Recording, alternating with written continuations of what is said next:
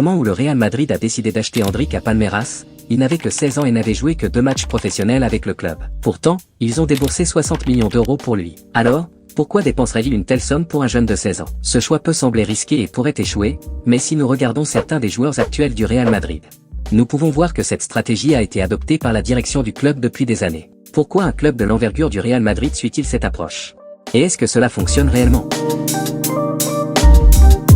Le début de ce plan a été marqué par la signature de Martin Odegaard, qui a rejoint le club à l'âge de 16 ans pour 4 millions d'euros, une petite somme comparée aux chiffres d'aujourd'hui. Cependant, Odegaard n'a pas réussi avec l'équipe première. Il a subi des blessures répétées et a été prêté plusieurs fois avant d'être finalement transféré à Arsenal pour 35 millions d'euros, générant un bénéfice net pour le club. Plus tard, cette stratégie a continué d'évoluer. En 2017, le Real Madrid a payé 24 millions d'euros pour signer Théo Hernandez de l'Atlético Madrid, mais son expérience avec le club ne s'est pas bien passée. Il a été prêté à la Real Sociedad, puis vendu à l'AC Milan pour 20 millions d'euros alors qu'il n'avait que 19 ans.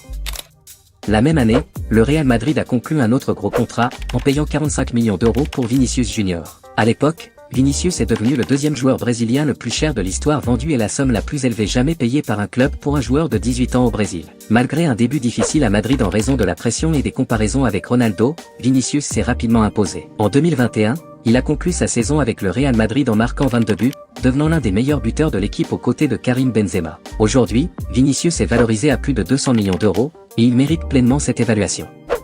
Ainsi, le transfert d'Endrick est très similaire à celui de Vinicius, un investissement majeur avec de grandes attentes. Mais l'année où Madrid a signé Vinicius a été marquée par des transferts fous, avec 2018 voyant deux des transferts les plus chers de l'histoire. Neymar, de Barcelone à Paris Saint-Germain pour 222 millions d'euros, et Kylian Mbappé, de Monaco au PSG pour 180 millions d'euros. Les tentatives du Real Madrid de signer Kylian Mbappé ont toujours échoué en raison des offres attractives du PSG. Ce qui a poussé le club à changer de stratégie en achetant de jeunes talents et en les développant, malgré les risques financiers que cela peut engendrer.